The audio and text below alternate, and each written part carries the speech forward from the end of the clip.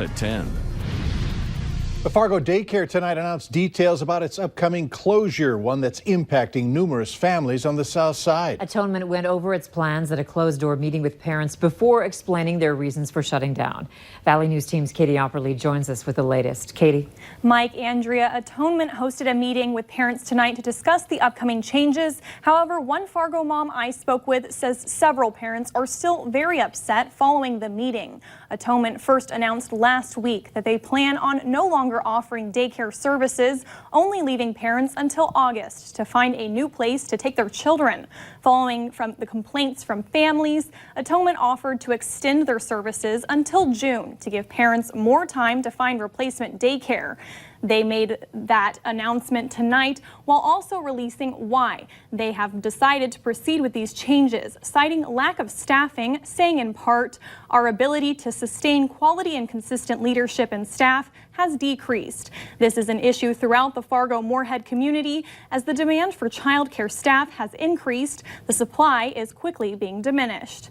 Tristan Ball, one parent that attended tonight's meeting, said parents had a lot of questions that she feels went unanswered fully, leaving several parents frustrated and upset. Andrea. All right, thank you, Katie. The full statement from Atonement given to parents tonight is on our website, valleynewslive.com. 3 o'clock, we got a message from the school telling us that the schools went on lockdown at 2 o'clock due to a safety concern, but this is the first I heard that it was an 18-year-old with a gun. There's concern among some Jamestown parents that the school district didn't do enough in alerting them that a man tried to get into the school with an airsoft gun. Initially, law enforcement believed it was a real gun. As Valley News Team's Joshua Peguero reports, the recent school shootings in the U.S. have parents on edge. Parents and grandparents were busy dropping off kids at Jamestown High School for after-school activities Thursday. But earlier in the day, it was a much different scene with law enforcement surrounding the school. Reports of a man with a gun trying to get in the school prompted a district-wide lockdown. There was a lot of concern. The original information we had is just that this male individual had a gun. Jamestown police say they discovered the 18-year-old had an airsoft gun when they arrived at his house. Well, we treat them all serious. We treat them all as if it is actually a gun and there is an imminent threat.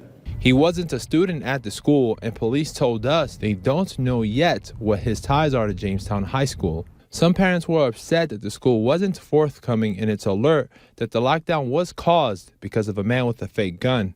I didn't know. I thought maybe it was just, like I said, a threat, called in, but then to hear that it was an 18-year-old running around with a gun, I wish we'd have been more informed of what was going on. Lawrence Jackson was taking his grandson to swimming lessons at the high school and says everyone should be concerned. Sometimes kids get to talking and doing stupid things without thinking about the repercussions.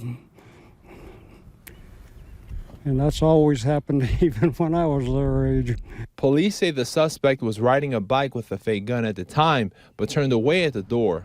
Those with kids enrolled at Jamestown schools say this incident should spark conversations on what can be done to keep children safe. In Jamestown, Joshua Peguero, Valley News Live. Police also say the 18-year-old is only being questioned at this point. He has not been arrested, and they aren't releasing his name at this point. However, he could face a terrorizing charge. One of the best school counselors in Minnesota is in our area, but you won't find her in a traditional classroom because she works for an online school. Cheryl Borman runs her school counseling program through chat rooms, phone calls, and emails, and her work is now award-winning. Borman was named as one of the best school counselors in the state. Just yesterday, I got feedback from a student who was failing all of his classes a week ago, and he's now passing, and he emailed me, thank you so much for believing in me, even when I didn't believe in myself. Graduation for some IQ Academy Minnesota students is tomorrow. The ceremony is an in-person commencement for the online students, allowing the students and their families to celebrate that traditional high school milestone together. I sat down and thought when I was 96, I'll never see 97. And here I am. Happy birthday. Thank you. He's still got his humor. Earl Bombardier is a World War II veteran living in Fergus Falls. He was a paratrooper with the well-known 101st Airborne, nicknamed the Screaming Eagles. Family and friends gathered at the veterans' home in Fergus Falls today to wish Earl well and celebrate his life. Earl is one of 16 World War II veterans who live at the Vets Home in Fergus Falls. Ground crews are readying the North Dakota Veterans Cemetery for Memorial Day events. It's located south of Mandan.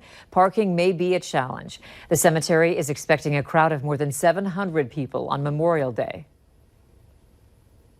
You do it once, it's just in your blood, and you get addicted to it, and it's just a good time to, take part in the ceremony and pay tribute to the men and women that have paid the ultimate sacrifice for this country. Organizers will be placing flags on all 6,700 graves at the cemetery. The POW-MIA memorial at the North Dakota Veterans Cemetery has undergone a makeover. The stone centerpiece in front of the flag bearing the name of the memorial was replaced with a larger version.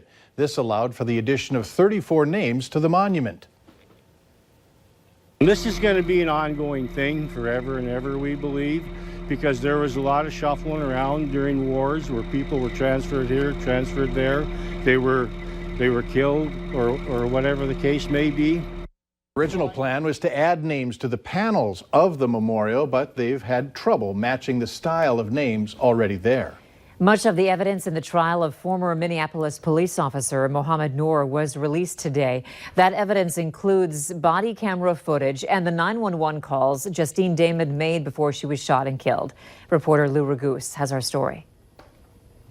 I can hear someone out the back, and I'm not sure if she's having sex or being raped. This 911 call from Justine Rushek Damon is what eventually led officers Mohamed Noor and Matthew Harity to the alley behind her South Minneapolis home. It sounds like sex noises, but it's been going on for a while, and I think I just heard help, and it sounds distressed. 8 minutes later, Justine called 911 again, wondering where the officers are. Yep, officers are on the way there. 5 more minutes pass, and after approaching the police car with her cell phone in her hand, Justine was shot dead. Stay with me. A teen passing on his bike shot this cell phone video right after the shooting. What's happening, sir? Just back up for him. Just back up. You can videotape. Just back up. 51st and Washburn? Yep. Other Minneapolis police officers, hearing the radio call of shots fired, respond. They think they need to look for a shooting suspect. No one says exactly what happened. Is there anybody else? No. It's officer shot.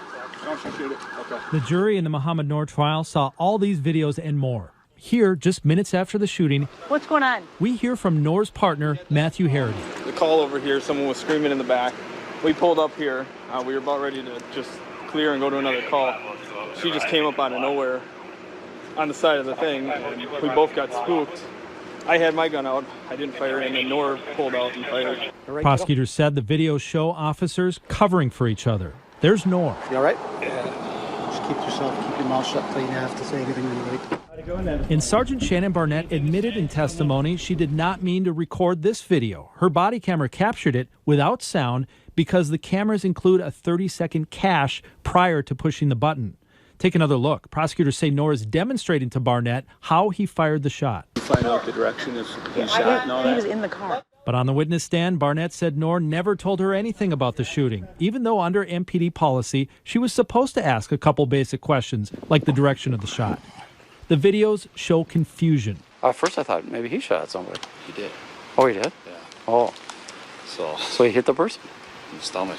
Really? I think she's, I don't know what that Shut deal up. was. Yeah. And they also show the officers turning their body cameras on and off. Are we supposed to keep ours on this whole time? I don't know. No. Yeah, turn it off. Turn it off. It's not right now. It took hours before officers figured out the victim was Justine. Barnett even left her a voicemail from the crime scene. Hey, Justine, this is Sergeant Barnett, Minneapolis Police. Say, I know you called in on a unknown trouble call of a woman screaming, and I have a question for you, and it's pretty important. If you could call me back as soon as you get this, please. The one thing not captured in the evidence was Justine approaching the car and the shot itself. But the jury still decided it was murder. Mohamed Noor is slated to be sentenced on June 7th. President Donald Trump is directing the U.S. intelligence community to quickly and fully cooperate with Attorney General William Barr's investigation of the origins of the multi-year probe into whether Trump's 2016 campaign colluded with Russia. The move marks an escalation in the president's efforts to investigate the investigators as he continues to try to undermine the findings of special counsel Robert Mueller's probe and mounting Democratic calls to bring impeachment proceedings. Press Secretary Sarah Sanders says that Trump is delegating to Barr the full and complete authority to declassify documents relating to the probe. Valley News Live 10 at 10 continues with No Wait Weather.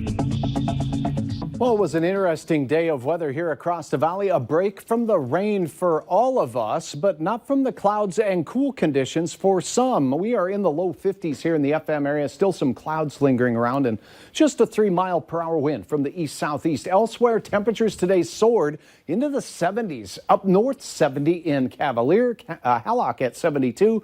Grand Forks, your peak today, 68 degrees. Notice all the greens here. We were in the 50s thanks to the pesky cloud cover that stuck around throughout the day. Temperatures as we head to bed tonight are in the 50s across the board, with the exception of a couple of upper 40s in central and north central portions of Minnesota. Clouds linger here, rain heading our way as we speak, as it's starting to get organized south of Sioux Falls, where you see all the oranges and yellows there. And as we take a look at the bigger picture, a lot of active weather taking place from Omaha and points south, where we have severe thunderstorm warnings and active tornado warnings. Large tornadoes tonight in portions of the panhandle of Oklahoma and southern parts of Kansas. More active weather for the nation's midsection. As we head through the overnight hours, you're going to see a lot of change. When you rise and shine, particularly out to the west and in our southern counties, a good chance of soaking showers of rain. Some of these quite heavy. Models continue to show the heaviest rain in the James River Valley to start the day, maybe even into southeast North Dakota. So have the umbrella handy as you're heading out the door in the morning. Temperatures not far from where we are right now, upper 40s and low 50s. Watch the movement of this rain as we move forward towards midday, and we'll see it spread northward.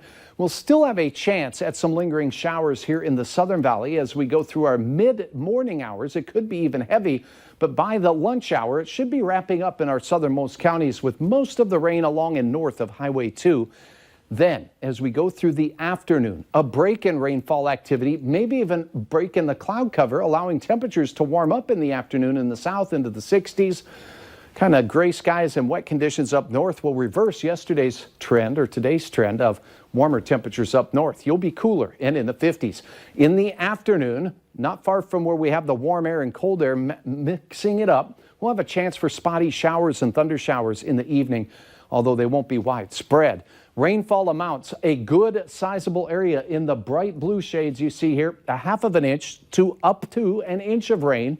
Elsewhere to the south and to the east, I'm expecting under 1/2 of an inch, but you still have a decent shot at picking up 1/10 or 2 of an inch of rain. So in Fargo, the best chance of rain comes first thing in the morning through just after noon. And then in the afternoon, we'll see a break in the activity, maybe a couple of peaks of sunshine as temperatures work their way up into the 60s. Isolated thunder showers will be a possibility into our late afternoon and early evening. Planning forecast shows the yellows and oranges, the warm temperatures down to the south, 50s up north, 53 in Thief River Falls, 57 Grand Forks. And here's some doves in Hankinson having some fun in the sun, and we hope to do that too, but we'll have to wait just a little bit. After a soggy close to the work week Saturday, we'll see some sun. 68 degrees on Sunday. Most of the day pretty nice. In fact, it looks like the warmest of the weekend days. Late, we'll have a chance of rain, and it looks soggy for your services on Memorial Day. Temperatures in the upper 50s and low 60s. Next week, a subtle rebound. We need more of a noticeable rebound. Yeah, please. Yes, we'll work on our rebounds here. Thank you. Yeah. Up next on Valley News Live at 10, the latest step by the federal government to cut down on people throwing food away.